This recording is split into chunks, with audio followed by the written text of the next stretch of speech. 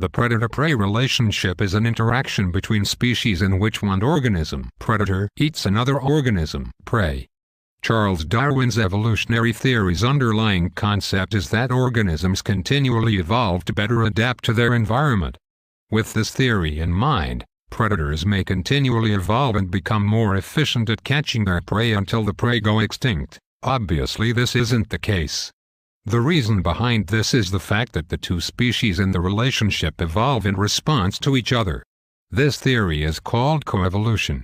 Various factors affect the speed of coevolution, including the geographical positioning, birth rates, death rates, and the predator's variety of food sources. Predator and prey evolve off each other through one species evolving and the other species responds by evolving to survive. One cannot comprehend the theory of coevolution without some background knowledge on the predator-prey relationship, for example, what causes the population changes and natural selection. A theoretical understanding of species populations tells us that if a species has unlimited access to resources, they will continue to grow. Let's take a specific example of humans between 1973 to 1994. The population of humans shot up rapidly because there were plenty of resources, which were in this case food. Other resources may include shelter, habitat, space, and balance of mating partners. These resources are the factors that can limit population growth. With this idea in mind, populations always will steady themselves because when they grow very high, resources become scarce and then the population will drop and gradually phase towards equilibrium. The population levels of predator-prey relationship can be explained simply.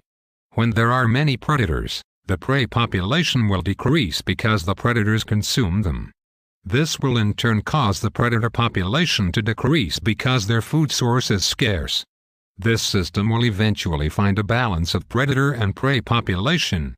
On the other hand, when the prey population is high, the predators have an overabundance of food and their population will increase. This further demonstrates the notion that more resources lead to more population. Charles Darwin, an amateur naturalist, developed the theory of evolution in the 19th century. He proposed all organisms today have evolved from a common ancestor by way of natural selection. This theory says that individuals best suited to their habitat pass their traits down to their offspring. Over time, these qualities built up and made each species very different from their respective ancestors. Examples include reptiles to birds to humans. The way only useful qualities are passed down occurs through the process whereby the individuals lacking the traits that aid in survival will die off. Therefore, individuals with the traits that aid with survival live on and reproduce to pass down their advantageous traits. So far we have learned that organisms evolve and become better suited to their niche. One would ponder, why haven't animals such as cheetahs evolved and gotten faster and faster so they can catch the quick and nimble gazelle and led them to extinction yet? This question led to the development of the theory of coevolution, which is the theory that the two species in the predator-prey relationship evolve off of each other. The underlying idea of coevolution is that organisms influence each other's evolution. A popular example of this is the predator-prey relationship demonstrated with the cheetah and gazelle. The cheetah evolves and gets faster because only the fast catch their food and live on to reproduce fast offspring. Over time, the gazelle is under more and more pressure to evolve faster to escape. Cheetahs have an average top speed of 120 km per hour. Let's say at this range of speed only the top 50% of gazelles get away from a coalition of cheetah. But if cheetahs evolve faster and are running on average at a top speed of 142 km per hour, less gazelles would be able to escape, let's say only 30%. This would cause a decrease in the gazelle population. Only the fastest 30% of gazelles would live on and reproduce to have fast offspring. This decrease in the population would give the cheetah population fewer sources of food even though it has evolved faster. As stated earlier, a decrease in resources, which in this case is gazelle, causes a decrease in population of cheetah. The population of the gazelle will later increase due to fewer predators, which will later cause the cheetah population to increase as well. Eventually, through ups and downs, this relationship will find its way to equilibrium and everything will be back to how it was before the cheetahs increased their speed. Everything will be the same except for now we have faster cheetahs and faster gazelles. This is coevolution. Different factors affect the speed of the coevolution, including the level of dependency the two species have on each other. This means how closely they are related in regards to how population of predator-prey relationships function that was mentioned earlier. The lower the diversity of the predator's food source, the faster the coevolution will be.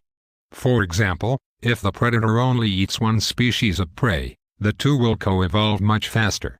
On the other hand, if the predator has a wide variety of species that it preys on, then the coevolution process will be slow or absent. If a predator and prey are closely related, it means they only escape and prey on each other.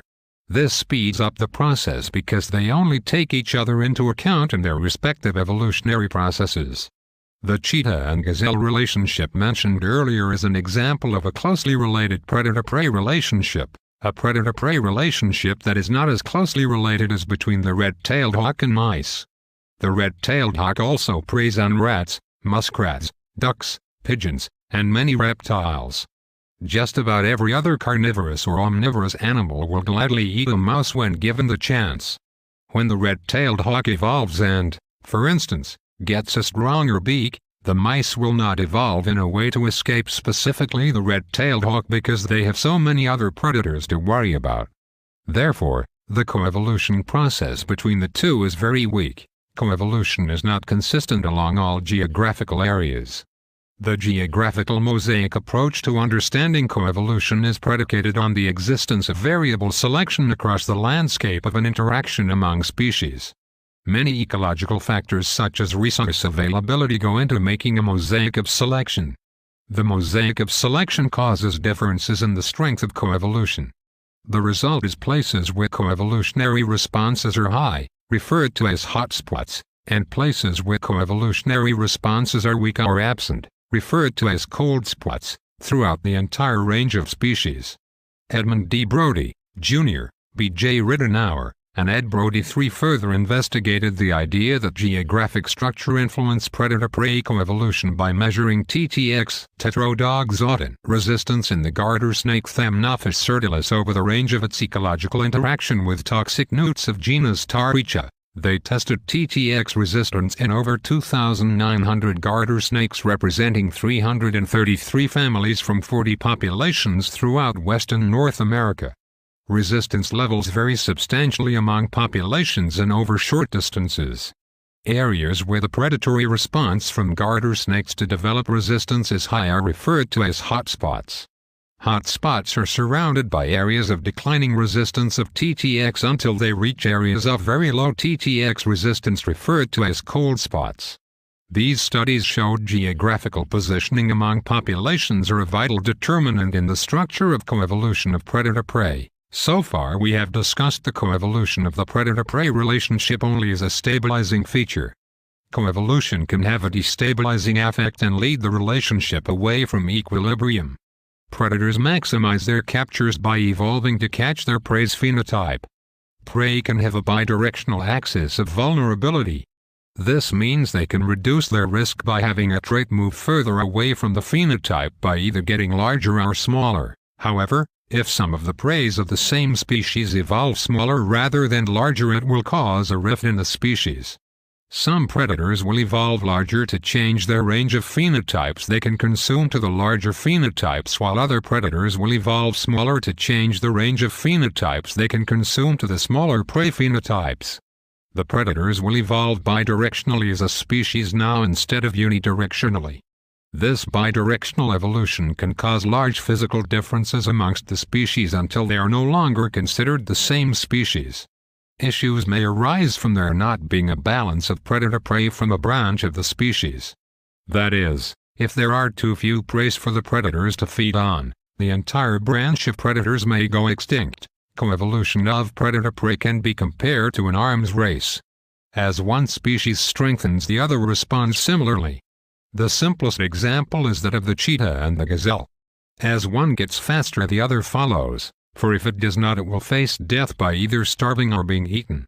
When thinking about coevolution, one must keep in mind that species do not individually evolve.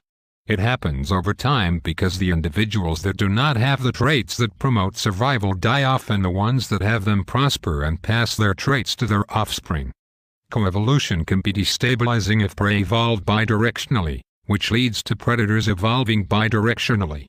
If it were not for coevolution, predators may have evolved at too fast of a rate for their prey to keep up and force their prey into extinction,